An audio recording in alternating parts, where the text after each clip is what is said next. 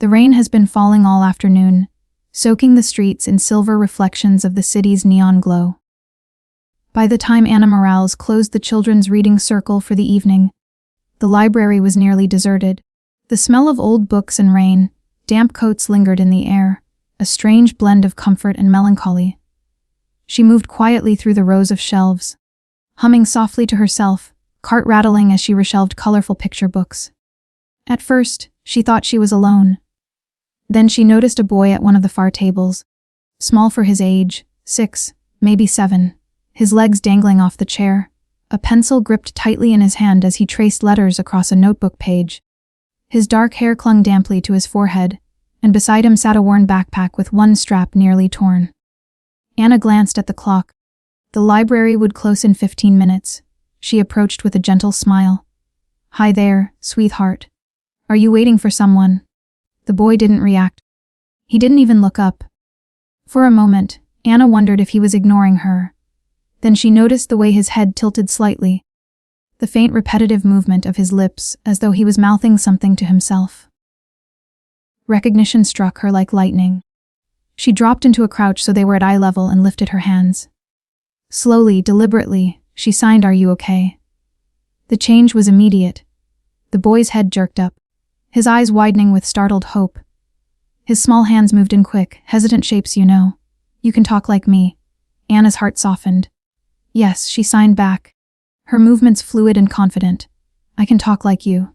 What's your name?" He smiled then, a shy, relieved smile that made him look even younger. "Leo," he signed proudly. Then he added, "I'm waiting for my dad." Before Anna could respond, she felt it. A shift in the air, a sudden heaviness, as though the library itself sensed the arrival of someone powerful. She looked up. A man stood at the end of the aisle. He was tall, taller than anyone Anna had seen in months, with broad shoulders beneath a black wool coat that gleamed with rain. His dark hair was neatly combed back, and the harsh fluorescent lights seemed to soften against the angular lines of his face. But it wasn't his appearance that made Anna's chest tighten. It was his presence. He carried an aura of authority, of danger tightly leashed, like a predator who didn't need to bare its teeth to remind you what it was capable of. The boy lit up at the sight of him, scrambling off the chair and running across the polished floor. "Daddy!" Leo signed enthusiastically, hands flying with excitement. The man's eyes followed every movement of his son's hands, but his response was slower, stiffer, his large fingers struggling to replicate the same shapes. He spoke aloud instead, his voice low and resonant. "Leo, I told you to wait in the car." Leo only grinned and pointed at Anna. "She talks like me," he signed quickly, tugging at his father's sleeve. "She understands." And then the man's gaze landed on Anna. It was like being pinned in place by something invisible. His eyes were dark, almost black, and they seemed to see past her cardigan and sensible shoes, past her librarian badge, straight into her core. Anna's throat went dry. "You understand him?" he asked, voice calm but threaded with something unreadable. Anna straightened, forcing her voice to remain steady. "Yes. I studied sign language. I teach part-time at the community center." For a moment, silence stretched between them, filled only by the soft patter of rain against the tall windows. Then, almost imperceptibly, the man nodded. He rested one hand gently on his son's shoulder, a stark contrast to the power radiating from him. "Good," he murmured. His gaze lingered on Anna a heartbeat too long, something flickering behind his eyes before his expression hardened again. "Thank you for keeping him company." And then just like that, he turned, guiding Leo toward the entrance where 2 men in dark suits waited like shadows. Anna stood rooted in place, her pulse racing. She didn't know who the man was, but she knew one thing: his arrival had changed the quiet rhythm of her life, and nothing about him, or his little boy, was ordinary. The rain hadn't stopped by the next day. Anna sat at the library's reference desk, trying to focus on cataloging new arrivals. But her thoughts kept circling back to the boy, Leo, and his father. The memory of the man's presence still clung to her. He hadn't raised his voice, hadn't needed to. The entire library had seemed to shift around him, as though the air itself bent in deference. And yet, she had also noticed the gentleness in the way he had placed his hand on Leo's shoulder. It was that contradiction, the blend of danger and tenderness, that unsettled her most. Later that evening, as Anna walked home beneath the drizzle, she replayed the encounter in her mind. His voice had been low, resonant, the kind of voice that lingered long after the words faded. His eyes had been sharper than she wanted to admit. Who was he? She found her answer not from him, but from the town itself. Harborview was a small enough city that secrets didn't stay buried. They lived in the spaces between whispers. The following afternoon, when Anna mentioned the boy to the head librarian, Mrs. Keating, the older woman had gone pale. "That's Leo," she said quickly, lowering her voice. "Leo Santos." Anna blinked. "And his father?" Mrs. Keating glanced around the library as though the walls might be listening. "Gabriel Santos. A man you don't want to know." The words sent a chill through Anna. "Is he dangerous?" Mrs. Keating's lips pressed into a thin line. "Depends on who you ask. Some say he owns half the waterfront. Others say he controls more than real estate. But around here," she hesitated, then added, "people keep their distance. For good reason." That night, Anna dreamed of Leo's smile when she had signed to him. But the dream soared quickly. She saw shadows moving behind him. Faceless men in dark suits, and always the tall figure of Gabriel watching from the edges. 2 days later, the answer came not in whispers, but in reality. Anna was shelving books near closing when she noticed him again. Not Leo this time, Gabriel. He stood at the far end of the room, his coat still glistening with rain, his gaze sweeping over the library like a tide moving through a harbor. He didn't approach immediately. He simply watched. Her breath caught. Why was he here? When he finally moved, it was with quiet certainty, his steps unhurried, as though he knew the space already belonged to him. "Miss Morales," he said, his deep voice low enough that only she could hear. "My son hasn't stopped talking about you." Anna swallowed, nerves knotting in her stomach. "He's a very bright boy. He just wants someone who understands him." Gabriel studied her for a long moment. His face was unreadable, but his eyes were not. There was weight in them, like a storm contained. "Few people understand him," he murmured. "Fewer still take the time to try." Silence stretched between them, heavy and charged. Anna forced herself to meet his gaze, though it felt like standing on the edge of a cliff. Then, as if on cue, the double doors of the library creaked open. 2 men in suits slipped inside, scanning the room with subtle but unmistakable precision. The air tightened. Anna realized then what the whispers in town had meant. Gabriel Santos wasn't just powerful. He was feared. And now, for reasons she couldn't quite grasp, he had turned his attention on her. The next week at the library was quieter than usual. Anna went about her routines, helping children find books, answering questions at the desk, preparing programs for the weekend story hour, but her mind wasn't in it. Every so often, her thoughts slipped back to Gabriel Santos and his son. She hadn't seen them again.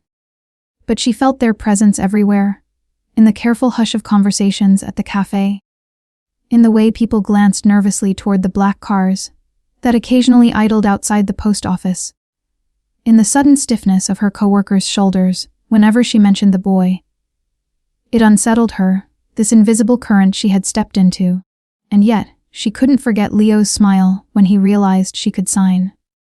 That moment of connection, pure and unguarded, tugged at her heart in a way she hadn't expected.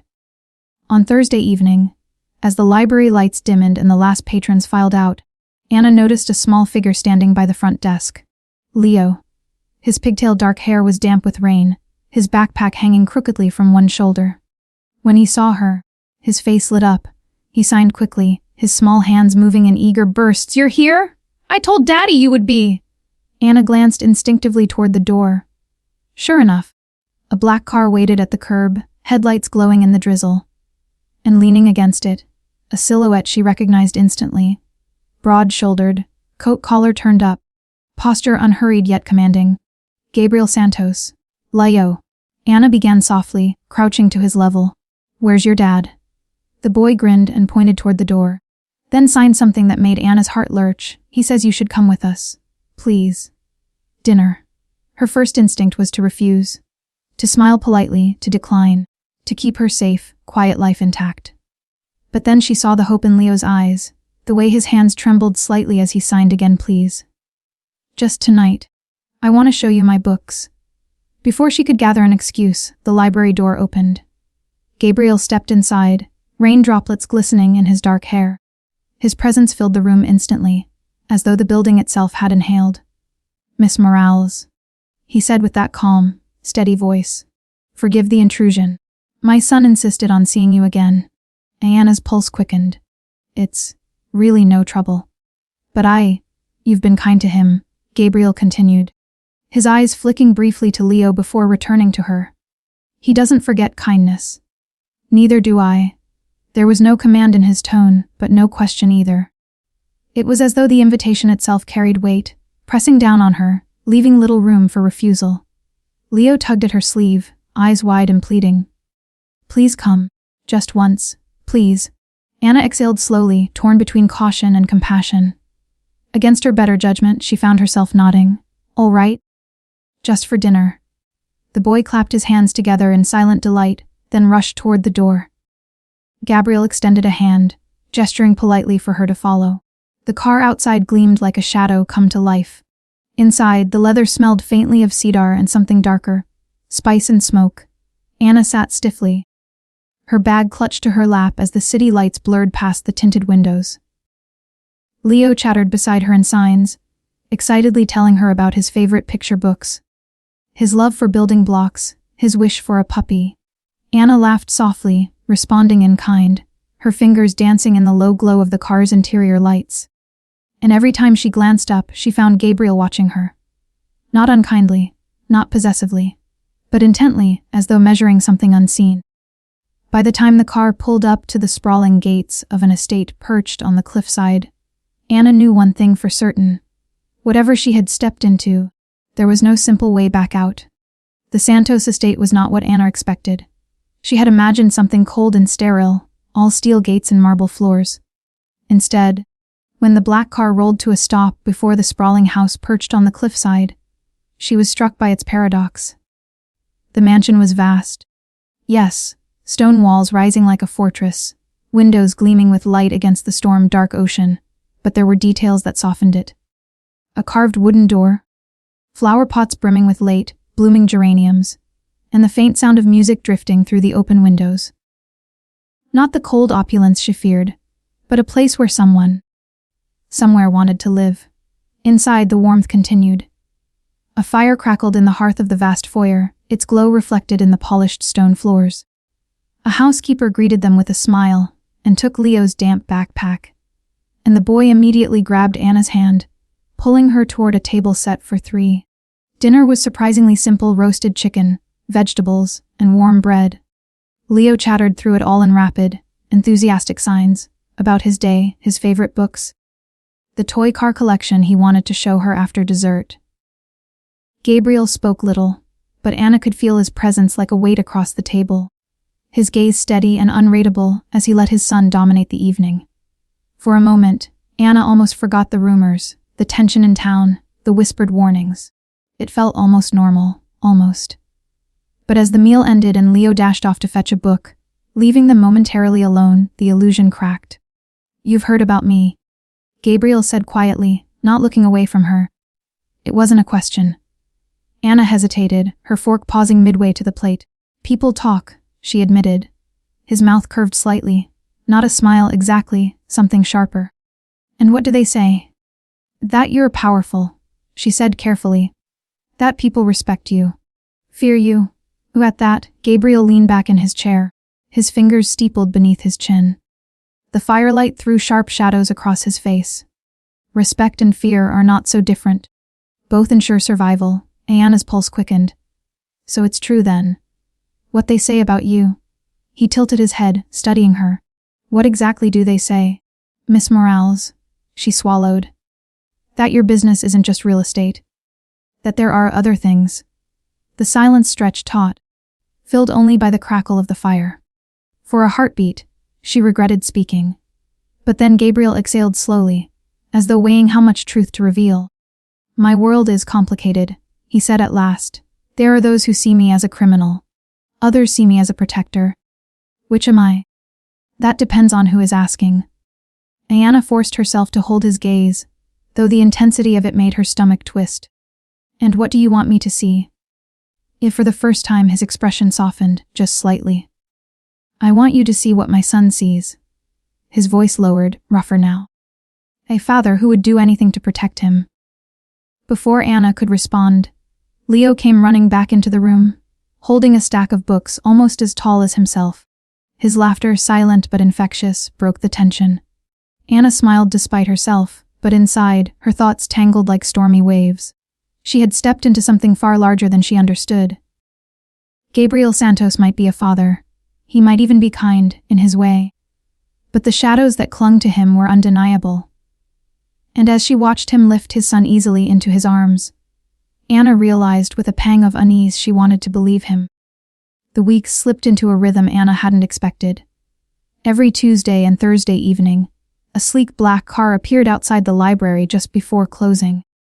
Leo would bound inside, his hands flying in excited signs. "Ready, ready," and then whisk her away to the cliffside estate where the boys' laughter filled the halls. At first, Anna told herself it was only tutoring, just language lessons, just kindness. But little by little, her role shifted. Leo didn't just want to learn. He wanted to share. He wanted to tell her about his day at school, his favorite shows, the dreams he couldn't always express to other adults. She taught him how to sign not just words, but feelings. Frustrated, excited, brave, loved. Watching his face light up, as he realized he could finally express himself fully, was a reward Anna hadn't known she craved. And Gabriel watched it all. Sometimes from the doorway, arms crossed, a silent observer whose eyes missed nothing.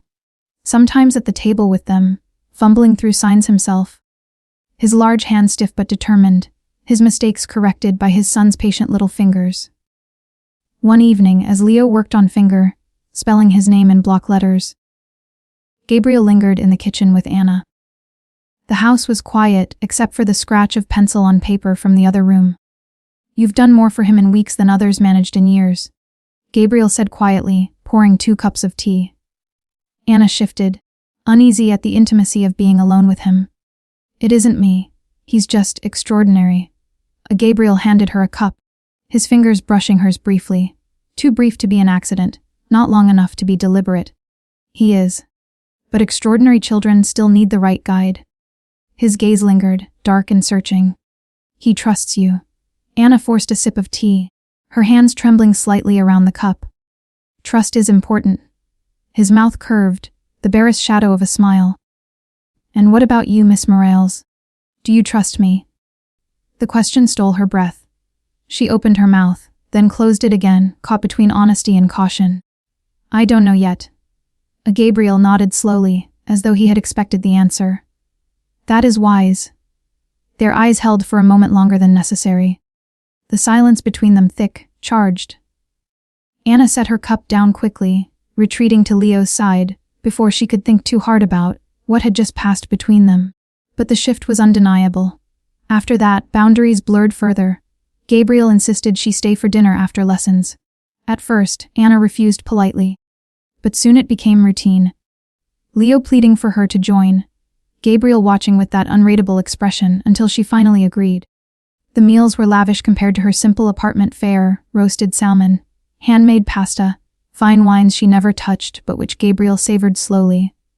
And all the while, she tried not to notice the way Gabriel's eyes softened when Leo made her laugh, or how his gaze lingered on her hands as she signed, as though memorizing every movement. One night, as Leo fell asleep in his armchair, a picture book slipping from his fingers, Gabriel quietly draped a blanket over him. Anna watched the gesture, struck by its gentleness. Their eyes met across the room. For a heartbeat, it felt as though the air itself leaned toward something unspoken. But Anna turned away quickly, her heart pounding. She told herself it was nothing, that she was imagining it, that she was just Leo's tutor. And yet, as she walked to the waiting car that night, she felt Gabriel's presence close behind her, his hand briefly at the small of her back as he guided her toward the door. A simple courtesy. Nothing more. Except her skin burned where he touched her, and she lay awake long into the night, wondering if she was already too far in to turn back. It was a Friday evening when Anna's world cracked open. She had just returned from a long day at the library, the kind where children had tugged at her skirt hem with endless questions, and the printer had jammed for the third time that week. All she wanted was tea, a shower, and sleep. The hallway outside her apartment smelled faintly of fried onions from a neighbor's dinner, the air heavy with the usual hum of city life. But the moment she slid her key into the lock, the hair at the back of her neck prickled. The door was already unlocked. Anna froze, her pulse thundering. For a heartbeat, she considered running, calling the police, anything. But a soft voice drifted from inside, calm and composed, as though its owner had been waiting. "Come in, Miss Morales." Her stomach dropped. Slowly, she pushed the door open. A man sat casually in her favorite chair, his legs crossed. His suit dark and immaculately tailored. The glow from the street lamp outside caught on the sharp planes of his face, high cheekbones, slicked back hair, and eyes that gleamed with a predator's patience. Anna's phone slipped slightly in her damp palm as she tried to keep her voice steady. "Who are you? What are you doing in my apartment?" The man smiled thinly, as though her fear amused him. "My name is irrelevant. What matters is who your new companion is." He tilted his head, studying her with the same quiet intensity Gabriel often did, though where Gabriel's gaze carried warmth beneath its weight, this man's eyes were ice. "Gabriel Santos," he said. "You've grown close to him." Anna's throat went dry. I just tutor his son." "Yes," the man mused, rising to his feet with fluid grace. "The boy, stiff, vulnerable, easy to love, and you, innocent perhaps, or perhaps not. Either way, you've stumbled into something you don't understand." Anna took a step back toward the door, her hand groping for the handle. The man moved faster than she thought possible. His fingers clamped around her wrist, cool and unyielding. "Careful," he murmured. "You're in the middle of a war.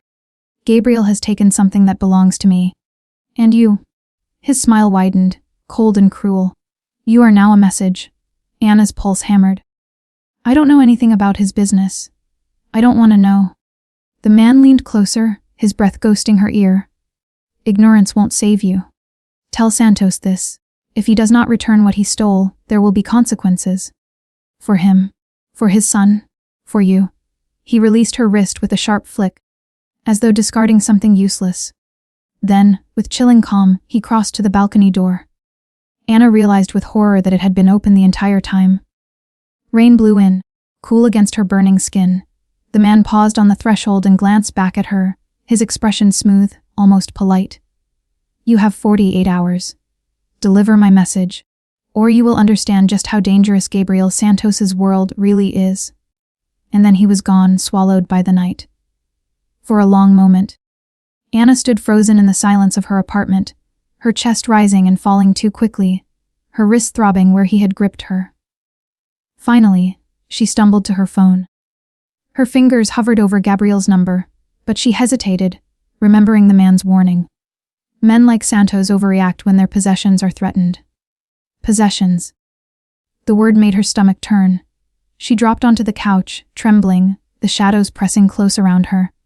She wasn't just Leo's tutor anymore. She wasn't even just Gabriel's acquaintance. She was a pawn. And in games like this, pawns rarely survived long. Sleep never came that night. Anna lay curled on her couch. Every creak of the floorboards, every gust of wind rattling her window a fresh jolt of fear. The stranger's words echoed mercilessly, "You are a message." By dawn, she was hollow-eyed, her body heavy with exhaustion yet thrumming with restless energy. She went through her morning motions in a daze. Coffee, toast she barely touched. Checking the locks twice before leaving for the library. But Gabriel's world was not one that left things alone. That evening, as she closed the library, she found a familiar black car idling at the curb. Ray, Gabriel's ever-stoic driver, stood beside it, his expression unreadable beneath the brim of his cap. "Miss Morales," he said, his tone more formal than usual. "Mr. Santos requests your presence." The word request sat heavy in the air. Anna's instincts screamed to refuse, to run back into the safety of fluorescent lights and stacks of books. But then she saw Leo in the back seat, his face pressed to the glass, eyes lighting up when he spotted her. He waved eagerly, signing come. Come, her resolve cracked. She opened the door. The ride to the estate was silent, the car's interior thick with tension. Gabriel sat beside her this time, not across from her as he usually did. His presence filled the narrow space, close enough that she could feel the restrained energy in him, like a storm barely leashed. "You look tired," he said at last, his voice softer than she expected. "I didn't sleep," she admitted, staring out at the blur of passing lights. "Why?" His tone wasn't idle concern. It was sharp, probing, protective. Anna hesitated, remembering the warning. But the truth pressed against her chest like a stone. "Someone was in my apartment last night." The temperature in the car seemed to drop. Gabriel's head turned slowly, his dark eyes fixing on her. "Explain." She swallowed hard. "A man. He said you had taken something from him. He wanted me to deliver a message." "What message?" The words were low, deadly quiet. "That if you didn't return what you stole, there would be consequences. For you. For Leo, for me." Her voice cracked on the last word. Gabriel's jaw tightened. He leaned back against the seat, but his eyes burned like fire beneath ice. "Richie," he muttered, almost to himself. "He's escalating." "Ooh," Anna whispered. He ignored the question. Instead, he reached across the narrow space and took her hand. His grip was warm, steady, but unyielding. "You're not staying in that apartment again." Her breath caught. Gabriel, I can't just." "You can. And you will." His voice left no room for argument. "From now on, you'll stay at the estate, where I can keep you safe." Anna pulled her hand free, heart pounding. "Safe, or controlled?" she demanded. "Because sometimes I'm not sure there's a difference with you." The air between them pulsed, heavy with the truth of her words. Gabriel leaned closer, his gaze fierce, his voice low enough that only she could hear. "Do you think I want this for you? That I enjoy dragging you into my world?" "No. But you're already in it, Anna. Whether you like it or not. And in my world, safety is not given freely. It is enforced." As she stared at him, searching his face for cracks in the iron mask he wore. What she saw there startled her, not just command, but something rawer, more vulnerable. Fear. Not fear for himself. For her. The car slowed, pulling into the estate's long drive. Outside, the ocean crashed violently against the cliffs, the storm swell echoing the turbulence inside her chest. Ray opened the door, and Gabriel stepped out first. He turned, offering his hand. For a heartbeat, Anna considered refusing, drawing a line, clinging to what little independence she still held. But then she saw Leo bounding toward her from the doorway, grinning, signing "You're here," with bright, eager hands. And so, against every instinct screaming otherwise, she placed her hand in Gabriel's. Warm, steady, unyielding. She wasn't sure if she was being sheltered or claimed. The next morning, Anna awoke in a room that didn't feel like hers. It was too large, too elegant, too perfectly arranged. The guest suite in Gabriel's estate was decorated in soft creams and blues, with a 4-poster bed, silk curtains that whispered against the floor, and a bathroom the size of her entire apartment. Yet Anna had never felt so out of place. She sat on the edge of the bed, staring at the faint imprint of Gabriel's business card on the nightstand. Her old apartment key still dangled from her bag, useless now. The man who had sat in her chair and threatened her felt like a shadow lingering at the edges of her vision. By the time she made her way downstairs, she found Gabriel already waiting, dressed in a crisp dark suit. He was pouring coffee at the long dining table, but his expression was shadowed, his posture rigid.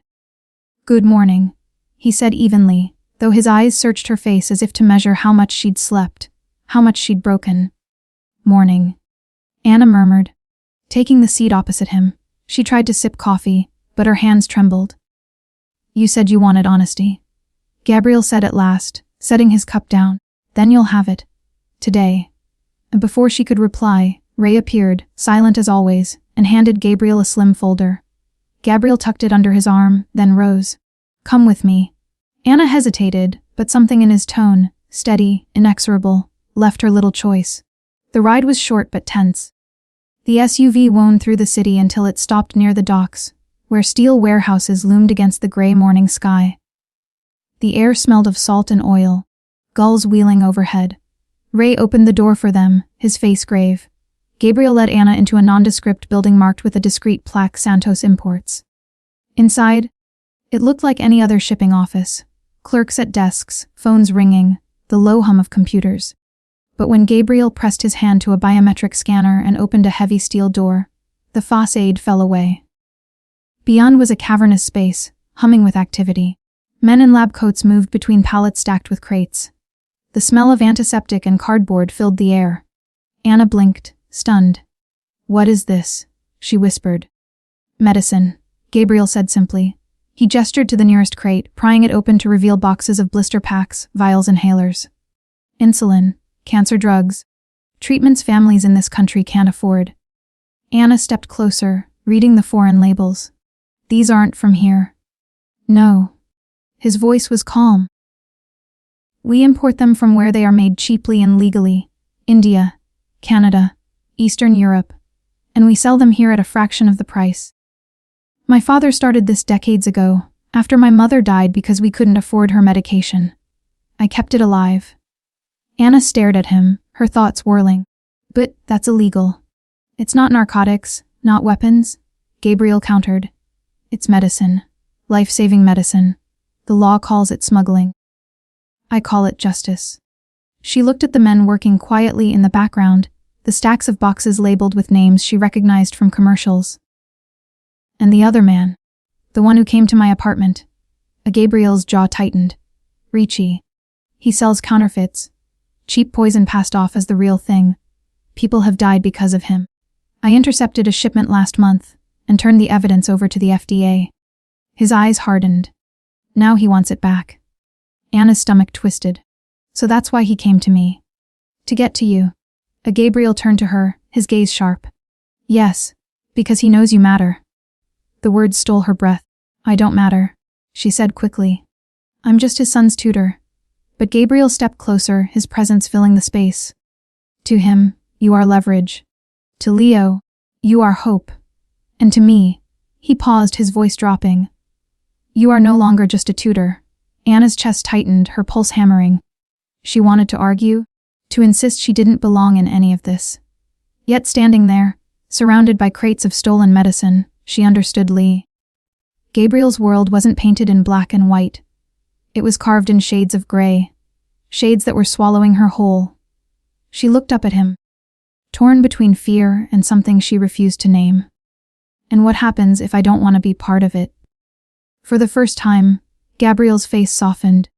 "Then I let you go," he said quietly. "But not until I know you are safe. Not until I know Ricci can't touch you." The words should have reassured her. Instead, they felt like a chain wrapped in silk. The storm arrived without warning. It was a Saturday evening, and Anna was in the study with Leo, helping him practice the alphabet and sign. The boy's face was lit with concentration, his small fingers shaping each letter with determination. Gabriel had stepped out for a meeting. He always said business, but Anna had learned by now that meant things she was better off not asking about. The first crack of thunder rattled the windows, startling Leo into laughter. He signed loud, with wide eyes, and Anna chuckled, ruffling his hair.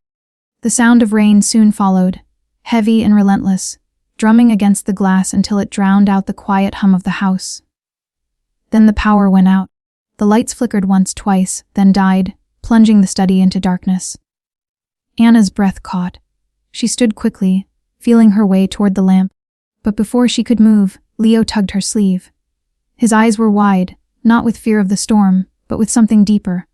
He pointed to the window. Movement. Anna's heart lurched. At first she thought it was shadows cast by the trees. But no, figures, men, moving through the rain with deliberate, silent purpose. "Leo," she whispered, crouching to meet his eyes. "We need to hide. Now." She signed quickly, quiet. "Hide. Stay with me." The boy nodded, his small hands trembling as he clutched hers. Together, they slipped into the hallway, their footsteps muffled by the thick carpet. The air was thick with the smell of damp stone and the low rumble of thunder. From downstairs came a crash, the unmistakable sound of glass shattering. Anna's pulse spiked. She pulled Leo into a narrow alcove, pressing him against the wall. Voices echoed faintly, low and harsh, speaking a language she didn't recognize. Boots struck the floors with ruthless precision. They weren't burglars. They weren't lost. They were here for Leo. Anna's breath came in shallow bursts. She tried to think, to remember the security guards, the high walls, the cameras. All of it useless if the men could breach the house so easily. The footsteps drew closer. She squeezed Leo's hand, her mind racing. There was a servant's stairwell at the end of the hall. She had seen it once, narrow and hidden behind a panel. If they could reach it. A voice cut through the house, loud and mocking. Santos. Anna froze. The voice carried upward, deliberate, cruel. We came for what's yours, the boy. Trade for your empire. Fair, yes. Leo stiffened, his breath hitching. Anna knelt quickly, cupping his face. Don't listen. Don't move. Her hands shook, but her signs were clear. She never got the chance to move again. From the far end of the hall, a man appeared, his silhouette framed by the faint lightning glow from the windows. He was tall, his features masked by a black hood, a weapon glinting in his hand. His gaze fixed on Leo. Anna's body moved before her mind could. She stepped in front of the boy, arms spread wide. Don't touch him. Her voice cracked, but the words rang sharp in the silence. The man chuckled softly, stepping closer. Not my choice, lady. Orders. Anna's heart thundered. He's a child. That's the point. Behind her, Leo clung to her waist, his small fingers digging into her sweater. The man reached for a radio clipped to his vest. Found him. Bringing him down. Anna lunged forward, shoving him with all her strength. He stumbled, surprised, but recovered too quickly. His hand clamped around her wrist like iron, twisting until pain shot up her arm. She gasped, biting back a cry. Brave, he muttered, shoving her aside, but useless. Before she could rise, 2 more men appeared, pulling Leo's arms despite his frantic thrashing. The boy's silent screams tore through Anna's chest as he signed wildly, "Help! Help! Stop!" she cried, scrambling forward. One of the men shoved her back so hard she hit the wall, her breath leaving her in a rush. Then, just as suddenly, they were gone. Leo's small figure was dragged into the storm, swallowed by the night. The front door slammed, and silence followed. Anna lay on the floor, trembling, her vision blurred by tears. The storm raged outside, the house echoing with emptiness where Leo's laughter had been minutes before. When the sound of an engine roared into the driveway, she staggered to her feet. Gabriel burst through the doors, rain streaming from his coat, eyes burning as he took in the shattered glass, the overturned furniture, the absence that screamed louder than anything. Where is he? His voice was a weapon. Anna's lips trembled. They took him. Gabriel, they took Leo. For the first time since she had met him, she saw Gabriel's composure shatter. His face twisted, raw with fury and fear. His hands gripped the back of a chair until the wood splintered beneath his fingers. Then his phone rang. He answered without hesitation, his voice low and lethal. Gabriel Santos, a mocking tone greeted. Anna recognized it instantly. The man from her apartment. You want your son back. Ricci's voice oozed satisfaction. 1 hour. Come alone. Bring everything you owe me. Or you'll never see him again. The line went dead. Gabriel stood frozen for a heartbeat, his shoulders heaving, his jaw clenched tight enough to break. Then he turned to Anna, his eyes dark and blazing. You're coming with me, he said. Anna's breath caught. What? No. You think I'd leave him terrified, surrounded by strangers, without the one person who can speak to him? His voice cracked like thunder. No. You stay at my side. No matter what happens. The storm outside roared louder, as though the night itself knew what was coming. Anna nodded slowly, her fear swallowed by something sharper resolve. Then we get him back. The drive into the city was a blur of storm and silence. Anna sat in the back seat of the armored SUV, her hands clasped tightly in her lap. Across from her, Gabriel loaded a pistol with slow, methodical precision, the metallic clicks sharp against the muffled roll of thunder outside. Ree drove in silence, his knuckles white on the steering wheel. Anna couldn't tear her eyes away from the gun. It was real, solid, final. Her voice came out barely above a whisper. Gabriel, are you going to kill him? Gabriel's dark gaze lifted, meeting hers. For a moment, the storm outside seemed less violent than what lived in his eyes. If he makes me. Anna's throat tightened. Leo, he just needs to be safe. That's all that matters. Gabriel leaned forward, his voice low and edged with steel. That boy is my life, and no one, takes what is mine and walks away unpunished. The word mine should have chilled her, but instead it tangled with something else, something dangerous. Because part of her knew he meant Leo. But another part wondered if he meant her, too. The SUV pulled to a stop outside a warehouse on the edge of the docks. The storm lashed against the corrugated metal walls, lightning splitting the sky. Shadows moved behind the tall, broken windows, men waiting. Gabriel turned to her, his large hand gripping hers suddenly, fiercely. You stay close. No matter what happens. Do you understand? Anna swallowed hard, her pulse racing. Yes. He held her gaze a moment longer, then nodded. Good. Then let's end this. The warehouse smelled of rust and seawater, its cavernous interior lit by flickering overhead lamps. Dozens of crates lay stacked like jagged cliffs, and in the center, surrounded by armed men, stood Leo. He was crying silently, his small hands bound behind him, his wide eyes searching the shadows. When he spotted Anna, his face lit up with desperate hope. Anna! Anna! He signed frantically with his bound wrists. She surged forward instinctively, but Gabriel's hand on her arm anchored her. Wait, he murmured. And then Richie stepped from the shadows. Tall, lean, his tailored suit pristine despite the storm, he looked like a man savoring victory.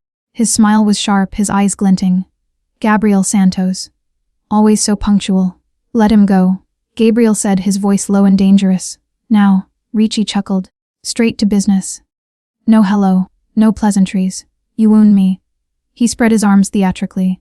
You have something that belongs to me. Return it. And perhaps I return what belongs to you. A Gabriel's hand twitched near his sidearm. You touch him again, and you won't walk out of here alive. The tension snapped taut, electric. Anna's breath came shallow, her eyes darting between them. She knew this wasn't just about medicine or power. It was personal, two predators circling, one with his child as bait. Richie gestured, and one of his men shoved Leo forward. The boy stumbled, terrified, but still tried to sign desperately, Daddy. Help? Anna's heart broke.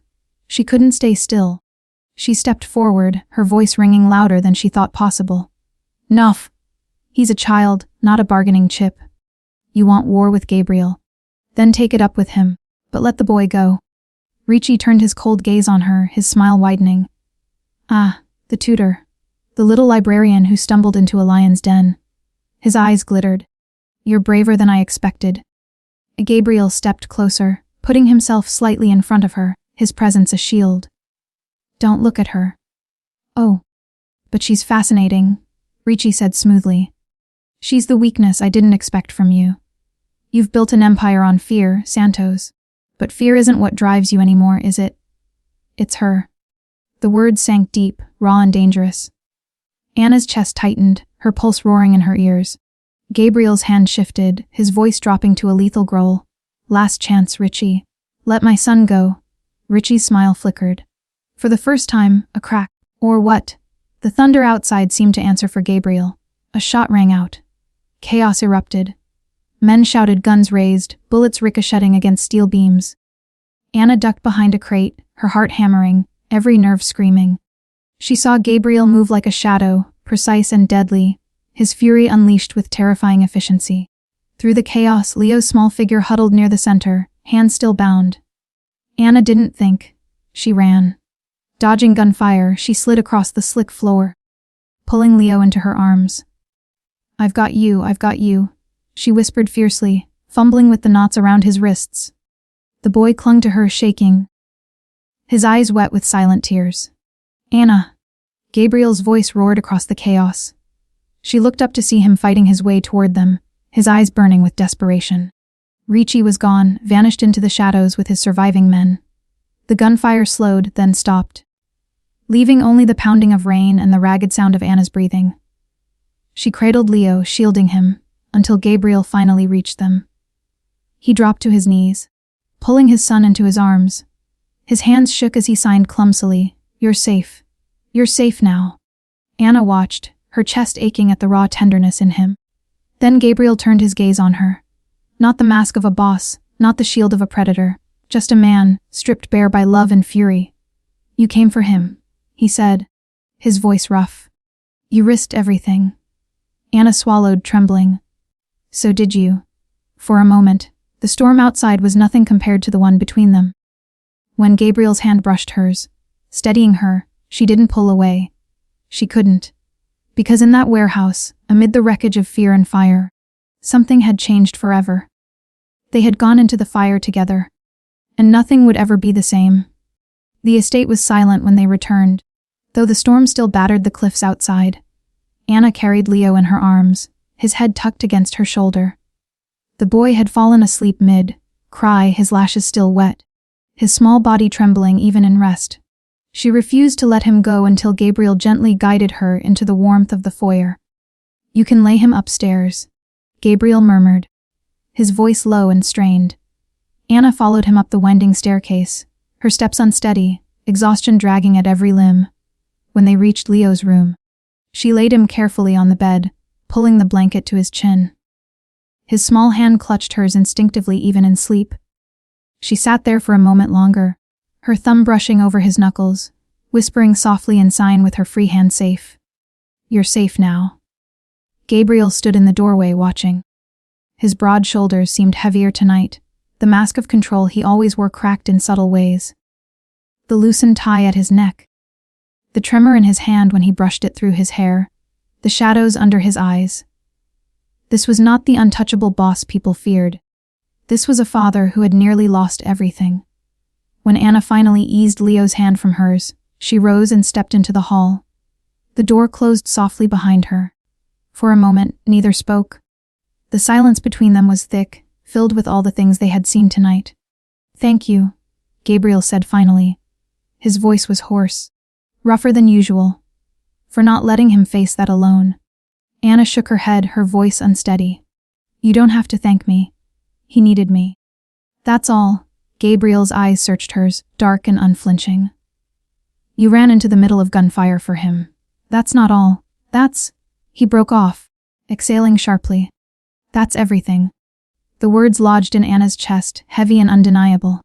She wanted to look away, to retreat back into the safety of her old life, but that life felt impossibly far now. Too much had changed. You can't go back to your apartment. Gabriel continued, his tone shifting to something firmer. Not after tonight. Not after Ricci. Anna bristled instinctively. I can't just live here forever, Gabriel. This isn't my world. His jaw tightened. He stepped closer, his voice low but fierce.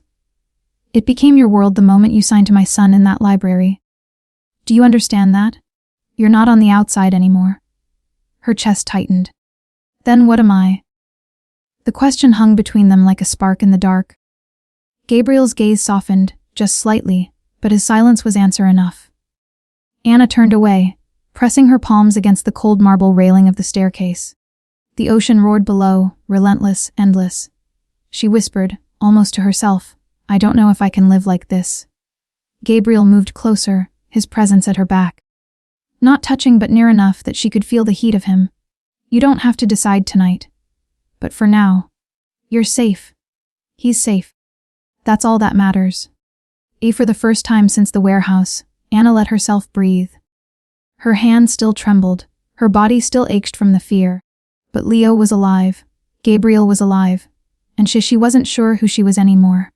The following Monday, Anna tried to return to normal. She dressed in her usual cardigan and flats, tucked her hair into a neat bun, and rode to the library with one of Gabriel's men shadowing her in a black car. She had argued, of course, told Gabriel she didn't need a bodyguard, that she could take care of herself. He hadn't raised his voice. He hadn't needed to. You almost died once already, he'd said, his eyes leaving no space for protest. I won't allow it again. So she walked into the library under the watchful gaze of a stranger in a suit parked across the street. It should have comforted her. Instead, it felt like a target painted on her back. Inside, whispers followed her. She felt them as soon as she stepped through the doors. The quick glances. The sudden hush of conversation. Harborview wasn't a city where secrets stayed secret for long. People had seen her climbing into Gabriel's car. They'd seen the men who now trailed her like shadows, and they'd drawn their own conclusions. At the front desk, Mrs. Keating looked up from her computer, her expression carefully neutral. "Anna," she said softly, "can I speak with you?" Anna followed her into the back office, where the smell of old paper and dust lingered. Mrs. Keating shut the door, her hands trembling slightly as she turned. "Dear, I don't know what's going on," she said in a hushed voice. "But the entire staff is talking. People say you've been seen with Gabriel Santos." Anna's stomach twisted. "Mrs. Keating." The older woman raised a hand. "You don't have to explain. I don't want to know the details." "But Anna." Her voice dropped even lower. "Men like him don't change. They don't just own businesses. They own people. And once you step into their world, you don't come back out." Anna swallowed hard. "He's not what people think." Mrs. Keating's eyes softened with pity. "That's what worries me. You're a good girl, you care too much. And that's how they pull you in, piece by piece, until you don't recognize yourself anymore." The words clung to Anna like a chill. She left the office shaken, her hands trembling as she returned to her work. But the day only grew heavier. Parents eyed her warily as she read to children during story hour. A colleague whispered too loudly in the break room, "She's with Santos." Can you believe it? Even the janitor gave her a wide berth as he passed. By the time the library closed, Anna's nerves were raw. Stepping out into the evening drizzle, she spotted the car waiting at the curb, headlights glowing. Her bodyguard, silent, unyielding, opened the door without a word. She climbed in, feeling the eyes of half the block on her. That night, back at the estate, she found Gabriel in the study, poring over papers. He looked up as she entered, his brow furrowing at her pale face. "What happened?" Anna pressed her hands to her temples, her voice breaking. "They know. Everyone knows. I can't even walk into my job without feeling like they're all waiting for me to fall." Gabriel stood slowly, crossing the room with deliberate steps. He stopped just in front of her, his presence overwhelming, his voice quiet but firm. "You're under my protection now. That means they can whisper all they want. None of them will touch you." Anna's throat tightened. "But that protection has a price. My life isn't mine anymore, Gabriel. It's yours." His hand brushed her cheek, rough but strangely gentle. "No," he murmured. "It's ours." The words unsettled her more than any threat. Because a part of her, the part that had clung to Leo in that warehouse, was beginning to believe him. The storm had passed, leaving the night air damp and heavy with salt from the ocean. The estate was quiet, too quiet, Anna thought, as though even the waves crashing against the cliffs were reluctant to disturb the house. Leo had gone to bed early, worn out after a long day of lessons and play. Anna lingered in the study, curled in one of the leather chairs. A book open in her lap, though she hadn't turned a page in half an hour. Her mind was a whirl of whispers. Stares at the library, Mrs. Keating's warning, and Gabriel's words, "It's ours." The door opened softly. Gabriel entered, jacket removed, tie loosened, the wear of the day visible in the set of his shoulders. Yet his presence filled the room immediately, grounding her and unbalancing her all at once. "You're still awake," he said quietly. Anna closed the book, her fingers brushing the edge of the worn pages. "I couldn't sleep." He studied her for a moment, then poured 2 glasses of red wine from the decanter on the desk. He handed one to her without a word.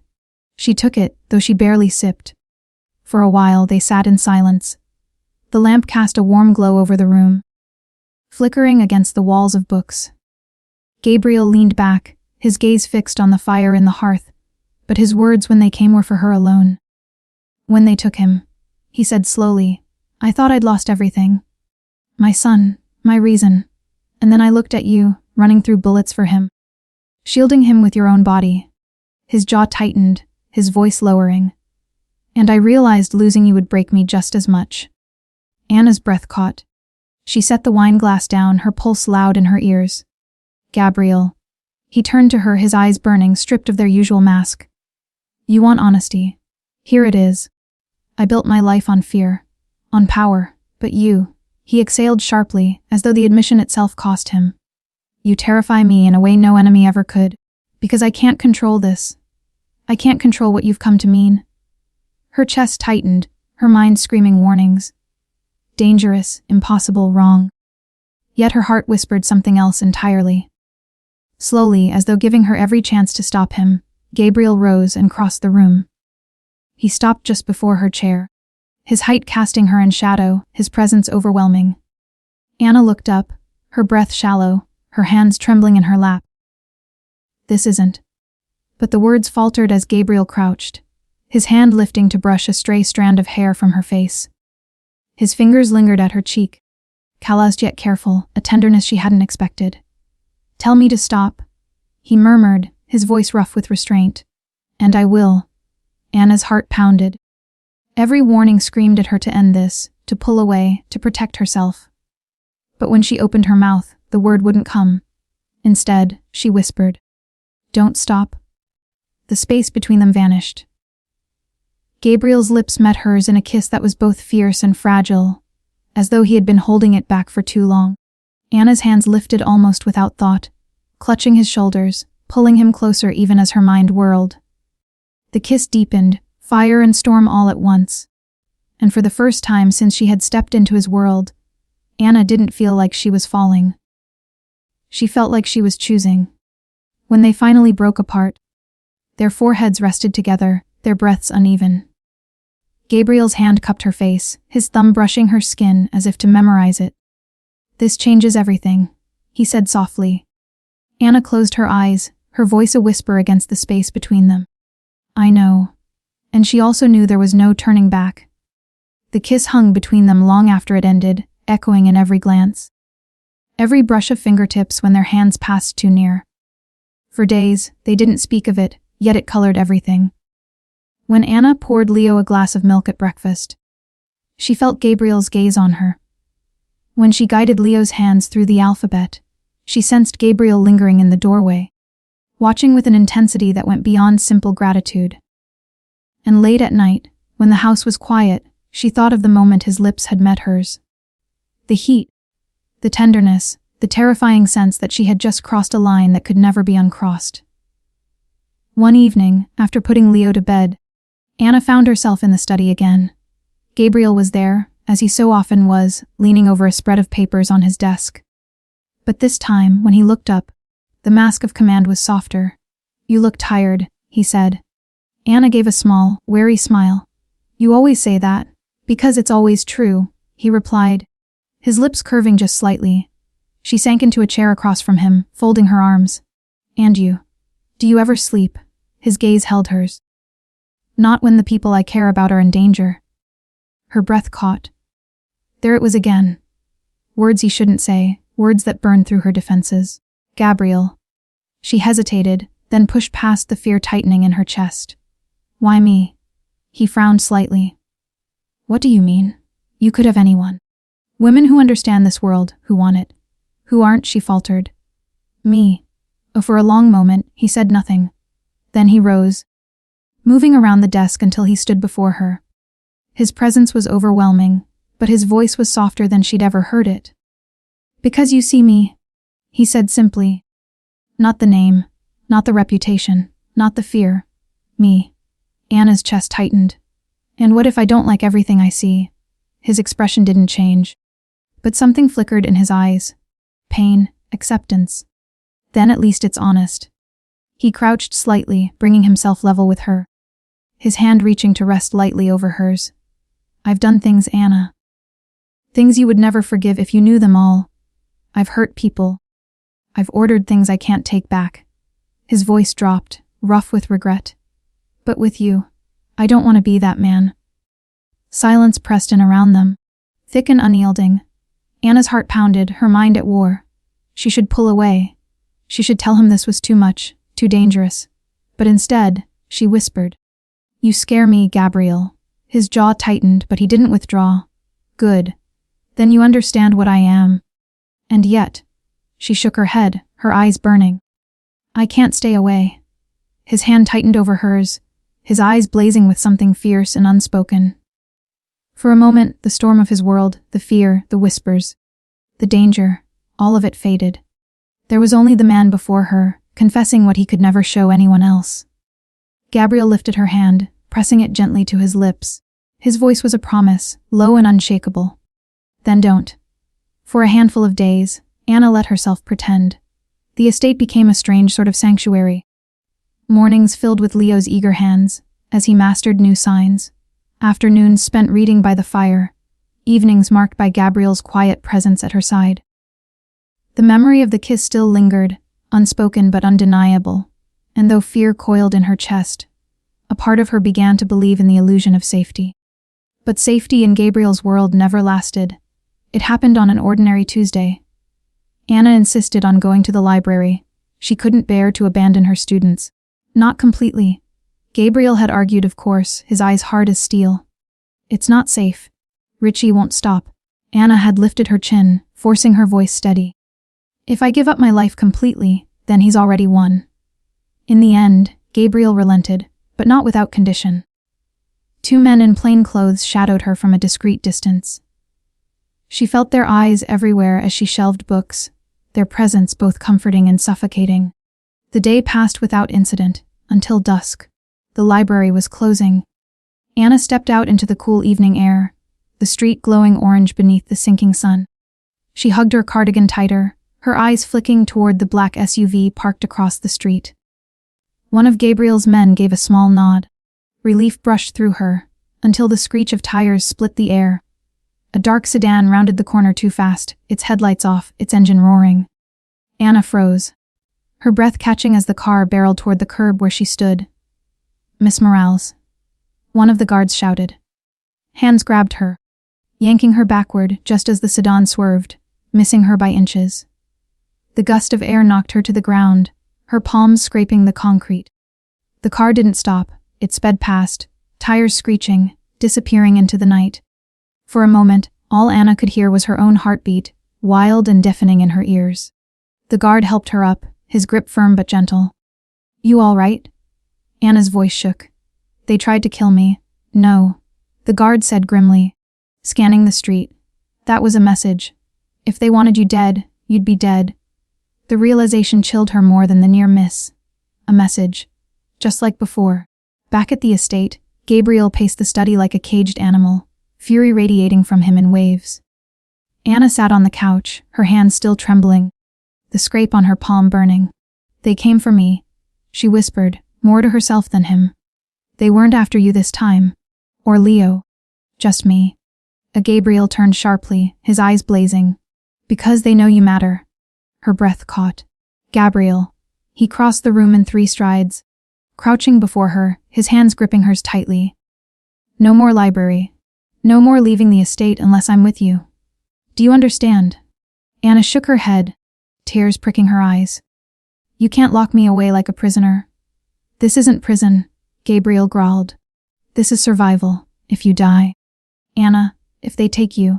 His voice cracked raw, breaking past the armor. "I couldn't." He shut his eyes, swallowing hard. "I won't let it happen." Anna's throat tightened. His grip on her hands was firm, almost desperate, his confession hovering in the unspoken. She should resist. She should fight for her freedom. But the memory of headlights bearing down on her, the heat of air as the car rushed past, those images clung to her bones. And deep down, she knew he was right. For now, safety meant surrender. And surrender meant staying in Gabriel's world, bound tighter than ever. The days after the attempt on Anna's life felt like walking inside a glass cage. Gabriel's men shadowed her everywhere. At the estate, 2 guards posted themselves outside her door at night. When she walked in the gardens with Leo, another pair lingered a few steps behind, hands brushing the concealed weapons at their belts. Even in the quiet of the library, when Gabriel finally allowed her to return for short visits, they stood by the entrance, watching every patron who came near. Anna tried to tell herself it was safety, that Gabriel was keeping his promise, "I won't let it happen again." But the truth pressed heavier with each passing day. She no longer had a life of her own. Every movement, every decision was filtered through him. One afternoon, as she sat in the study helping Leo with his reading, she caught him staring at her with wide, troubled eyes. He signed slowly, hesitantly, "You're scared." Anna froze. "Leo," he repeated it, more insistent this time. "You're scared, of staying, of leaving." Her chest ached. She reached for his hand, answering in careful, steady signs, "I'm scared for you, for all of us." But I'm not leaving you. The boy's eyes glistened. His small fingers moved quickly, desperately. Don't go. Everyone leaves Daddy. Don't leave him too. The words cut deeper than any threat Richie could make. Anna hugged him tightly, pressing her cheek to his hair. I won't, she whispered aloud, even as her own heart warred inside her. That night, Gabriel found her in the kitchen, standing by the window, staring at the storm, dark ocean. His presence filled the room even before he spoke. You're unhappy. Anna flinched at the quiet certainty in his tone. I'm tired, she admitted. You feel trapped. Her throat tightened. Because I am trapped. She turned, meeting his gaze. I can't breathe, Gabriel. Every step I take.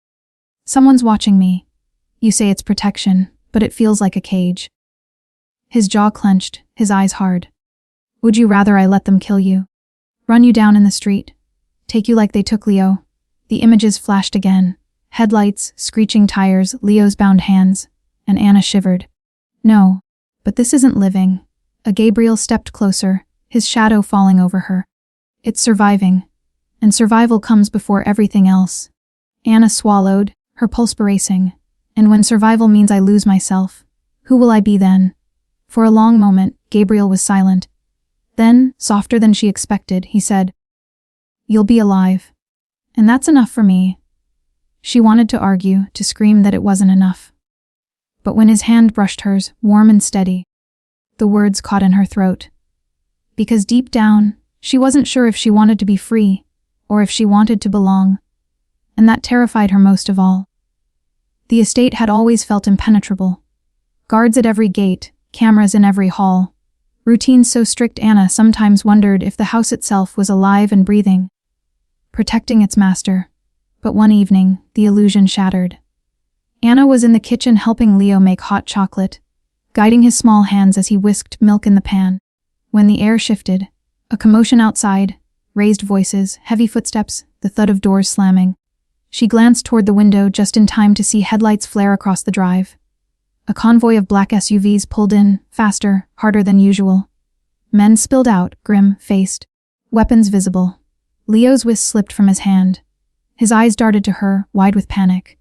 Gabriel appeared moments later, striding into the kitchen with an energy Anna had learned to recognize not anger, not fear, but the sharp, deadly focus of a man going to war. Stay here, he ordered. His voice was low, calm, but there was no room for argument. To Ray, who hovered nearby, he added, Keep them both inside. No one in. No one out. Anna's chest tightened. Gabriel, what's happening? He paused, his jaw taut, eyes dark. A betrayal. Someone's been feeding Richie information. And tonight, I cut the snake's head off. Then he was gone. The house thrummed with tension as the minutes stretched. Anna paced the study, Leo curled against her side, his small fingers signing over and over Daddy safe. Daddy safe. Yes. She reassured him, even as her own heart clenched. He'll be safe. But the words felt like paper against a storm. Finally, the front doors slammed open. Gabriel returned, flanked by two of his men. Between them was another man, bound, bloodied, his shirt torn. Anna recognized him, a familiar face from the estate. Someone who had greeted her with a polite nod on more than one occasion. Gabriel, Anna whispered, rising to her feet, her stomach twisting. The traitor was dragged into the living room, thrown to his knees. He spat blood on the floor, muttering something Anna couldn't hear. Gabriel stood over him, a storm wrapped in flesh. You fed Richie the convoy schedules. You told him when the docks were weak. And you gave him her name. His gaze flicked briefly to Anna, then back to the man, darker than the ocean at midnight. The traitor laughed bitterly, his teeth red with blood. You built an empire on fear, Santos. Did you really think loyalty was stronger than money? Gabriel's silence was more terrifying than rage. He lifted a hand, and one of his men stepped forward, pressing a gun against the traitor's skull. Anna's breath caught. Gabriel, she cried, stepping forward before she could think. Stop. He's a human being. Gabriel's head turned sharply, his eyes locking onto hers. For a moment, time froze. The firelight threw sharp shadows across his face, and Anna realized she was looking at the man the world whispered about. The boss. The predator. Not anymore, Gabriel said quietly. The gunshot was deafening. Leo flinched, burying his face in Anna's side. She clutched him, her stomach churning, bile rising in her throat as the body crumpled to the floor. Gabriel didn't flinch. He gave a single order to his men: clean it up. Then he turned back to Anna and Leo, his expression unreadable, though his eyes burned with something fierce and unspoken. "He won't hurt you again," he said simply. Anna stared at him, her heart pounding, the smell of gunpowder thick in the air. She wanted to scream, to demand how he could be so calm. But the words tangled with something else, an awful, terrible truth. Part of her felt safer, and that terrified her more than the gunshot. The house was quieter than usual after the execution. Guards patrolled in tighter formations, their eyes sharper, their steps heavier, but inside, the air was hushed, brittle, as though the estate itself was holding its breath. Anna couldn't shake the sound of the gunshot, the way Gabriel had looked at her afterward, calm, composed, unrepentant. And yet, beneath it all, there had been something else in his eyes, a flicker of pain he'd buried too deep for most to see. That night, she couldn't sleep. She wandered the darkened halls until her feet carried her to the study. The door was ajar, light spilling into the corridor. Inside, Gabriel sat at his desk, a glass of whiskey untouched at his elbow, staring at an old photo frame. Anna hesitated at the threshold. "You should be resting," she said softly. His head lifted. For a moment, he didn't speak. Then he gestured for her to enter. She crossed the room slowly, her eyes catching on the photo. It was a faded picture of a woman, warm-eyed, smiling, her arm wrapped around a young boy with familiar dark eyes. "Gabriel, years younger. Your mother?" Anna asked gently. Gabriel's jaw tightened. "Yes." His voice was quieter than usual, as though speaking the word cost him. Anna sank into the chair opposite, waiting. He didn't often let himself be vulnerable, but tonight, cracks showed. "She died when I was 17, he said at last, his gaze fixed on the photo. "Cancer. The medicine existed. The cure was out there. But we couldn't afford it. Not my father, not me. We watched her waste away while the world sold her life for profit." Anna's chest ached. "Gabriel." He set the photo down carefully, his hand lingering on the glass. "That was when I swore I'd never be powerless again. Never let money or men decide who lives and who dies." His eyes hardened, shifting to her. "That's why I built this. Smuggling medicine, breaking the law, call it crime if you want. But it's justice. Families don't bury their mothers because of greed, not if I can help it." For a moment, Anna saw not the Mafia boss the world feared, but the boy in the photo, standing helpless beside his mother's hospital bed. But then his voice darkened. "To keep it alive, I had to take things I didn't want. I had to prove I could lead. The first man who challenged me, I killed him myself." Anna's breath caught. She hadn't expected him to admit it so plainly. Gabriel leaned back, his gaze steady, unflinching. "That blood bought me the loyalty I needed. Every step since then has been built on that foundation. I don't regret what I've built. But the ghosts, they never leave." The room felt heavier, the fire crackling like distant thunder. Anna swallowed hard, torn between compassion and revulsion. "You've saved lives," she whispered. "But you've taken them too." "Yes," Gabriel said simply. "That is the truth of me. And now you know." Silence stretched between them, thick with all the things she couldn't say. That she should run, that this was too much, that the man she had kissed carried death on his hands. But instead, Anna whispered, "You don't have to carry it alone anymore." Gabriel's eyes softened, just slightly, and for the first time, he looked not like the feared Santos, but like a man desperately clinging to the pieces of himself still left. The ultimatum arrived not with a phone call this time, but with a letter. Anna found it one morning tucked between the pages of a book she was shelving at the library. She knew immediately it wasn't an accident. The handwriting was sharp, deliberate, and the envelope carried no return address. Her hands trembled as she opened it. "Leave Gabriel Santos. Walk away from his house, his son, his shadow, and you will live. Stay and you will share his fate, 1 week. No signature. Just a small, crude drawing at the bottom, a pair of scales, tipped and broken." Anna shoved the letter deep into her bag, her pulse racing, her stomach twisting. She spent the rest of the day in a haze, every sound too loud, every shadow suspicious.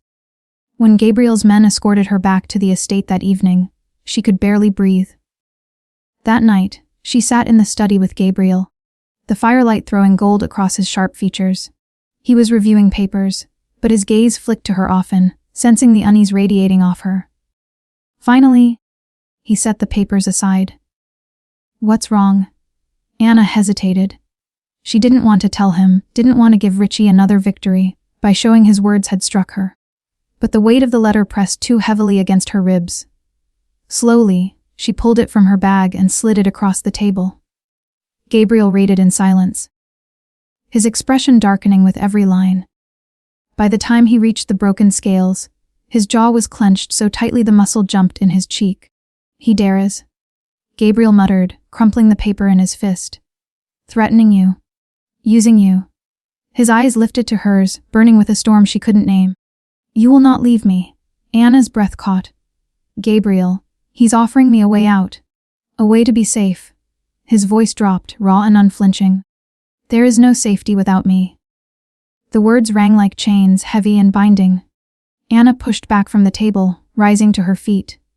"Don't you hear yourself? That's exactly what he wants me to believe. That I'm trapped between you and him, with no choice of my own." Gabriel stood too, crossing the room in 2 strides. "You think leaving me will save you?" His voice cracked with intensity. "If you walk away, he'll hunt you. He'll take you. He'll use you to hurt me. At least here, at least with me, you're protected." A tear stung Anna's eyes. "Protected or possessed, Gabriel?" "Because I can't tell the difference anymore." The fire popped, the silence that followed almost unbearable. Gabriel's chest rose and fell, his hands clenching at his sides. Finally, he said, quieter now, almost brokenly, "Anna, if you leave, you take my son's heart with you. And mine." Her breath shuddered. The words cut deep, not because they were possessive, but because they were true.